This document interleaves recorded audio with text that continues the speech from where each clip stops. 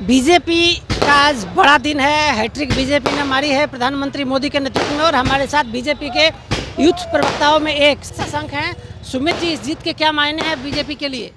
देखिए, मायने कुछ नहीं है, बस हमारा काम जो है वो सेवा करना है। सेवा के लिए जनता ने चुना है, यही सबसे बड़ा मायना है। लेकिन राहुल गांधी तो लगातार जब राज्यों में दौरा कर रहे थे तो भ्रष्टाचार का प्राइम मिनिस्टर पे, अडानी अंबानी का वो लगा रहे थे आरोप। भारतीय जनता पार्टी पर बड़ा भ्रष्टाचार का आरोप लगा रहे थे। देखिए, सबसे बड़ी अगर परिवारवाद की पोषक और सबसे बड़ी देश की भ्रष्टाचारी पार्टी अगर कोई है तो वो राहुल गांधी जी की पार्टी कांग्रेस है। ये कांग्रेस का हाथ नहीं, पंजा है। और ये पंजा जो है ये कहीं ना कहीं अपराधियों को प्रश्रय देने वाला है, लुटेरों को प्रश्रय देने वाला है।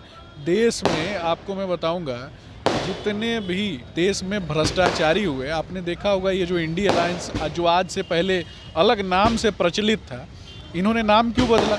इन्होंने नाम इसलिए बदला क्योंकि इनका जो अलायंस जो पहले से लोगों के दिमाग में ये बसा हुआ था कि ये भ्रष्टाचारियों की जमात है, उस जमात से बचने के लिए इन्होंने नाम बदल लिया। लेकिन मैं आपको ये बताऊंगा कि परिवारवाद का पोषक, परिवारवाद को का पोषण करने वाले लोग और अपने अपने राज्यों में जिन्होंने भ्रष्टाचार के नए आयाम गढ़े हों, वैसे लोगों का अलायंस इन्होंने बनाया। जब इनकी सरकार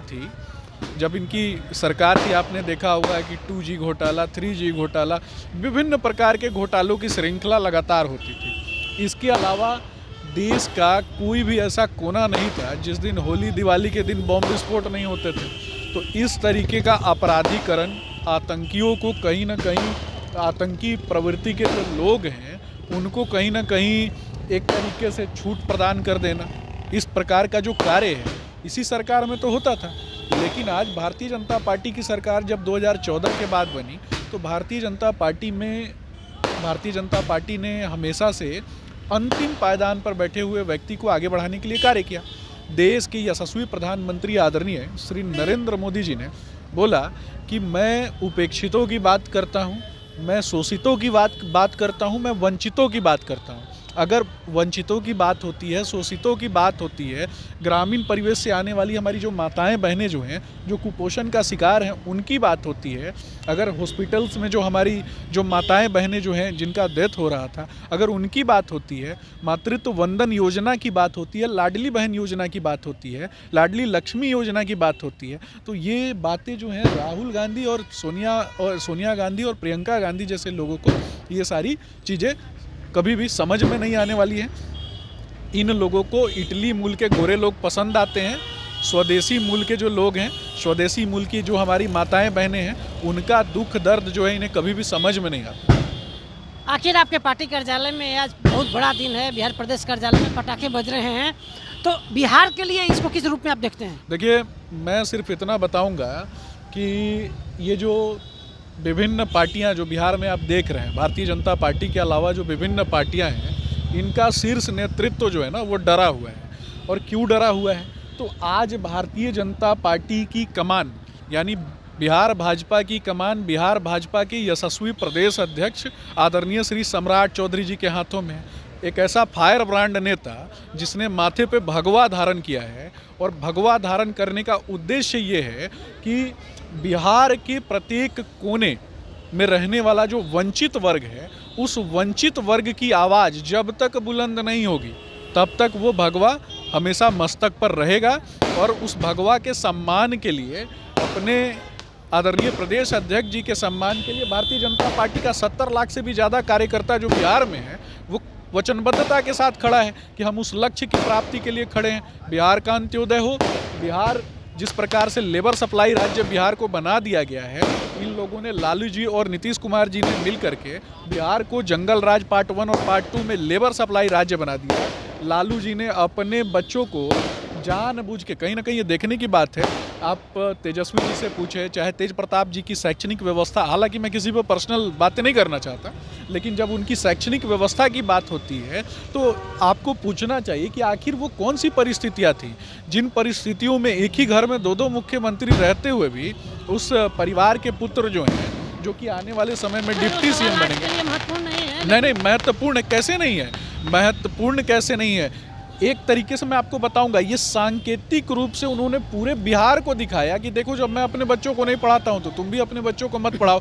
यानी एक कहावत है, अंधों में काना राजा।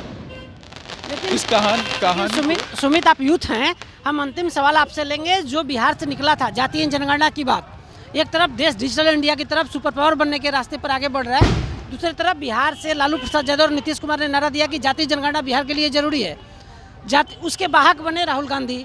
5 राज्यों में उन्होंने डंके की चोट पर कहा कि मेरी सरकार बनेगी, हम जातीय जनगणना कराएंगे। एक तरफ digital India, super power India, दूसरी तरफ जाति की बात, कहाँ तक जायज़ है? देखिए, मैं आपको कुछ बातें बताऊंगा जिन्हें बहुत अच्छे से समझने की आवश्यकता है। अगर सरकार के द्वारा, सबसे पहले अगर किसी भी राज्य की सरकार के द्वारा, तो मैंने केंद्र सरकार के द्वारा या राज्य सरकार के द्वारा अगर डाटा एकत्रित किया जाता है किसी भी चीज़ से संबंधित, डाटा एकत्रित करके अगर सही दिशा में कार्य किया जाए तो ये सही है।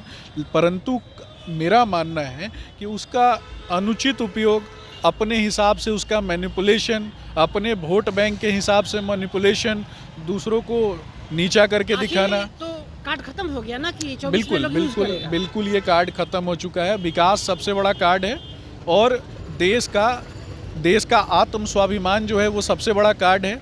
मैं सिर्फ इतना बोलूँगा कि आज के समय में भी कोई भी व्यक्ति फेंका हुआ भोजन, कोई भी व्यक्ति जो है वो खाने वाला नहीं है।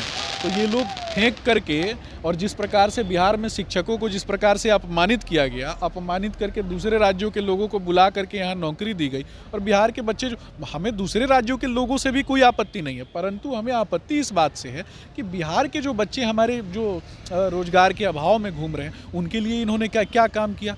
बिहार जो गुरुओं का प्रदेश रहा, जहाँ आपने देखा हुआ कि गौतम बुद्ध और महावीर जैसे प्रणेता हुए, जो अध्ययन और शिक्षण के क्षेत्र में जिनकी ख्याति रही, उसी बिहार को इन्होंने लेबर सप्लाई राज्य बना दिया। बिहार की शिक्षा व्यवस्था नगण्य कर दी। बिहार के बच्चे दूसरे राज्य में जाते हैं, वहाँ पढ़ाई करते हैं, और बिहार का इंफ्रास्ट्रक्चर डेवलपमेंट जो है उसे इन्होंने समाप्त कर दिया। तो इस प्रकार की चीज़ें जो हैं वो कहीं ना कहीं बिहार के प्रत्येक व्यक्ति के लिए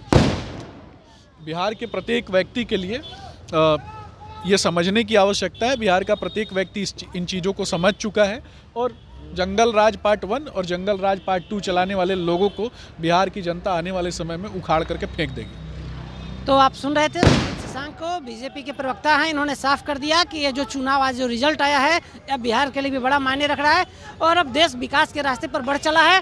विकास की राजनीति जो करेगा वही राजनीतिक सफलता हासिल करेगा। हमारे सहयोगी सन्नी कुमार मिश्रा के साथ कौशलेंद्र पटना से।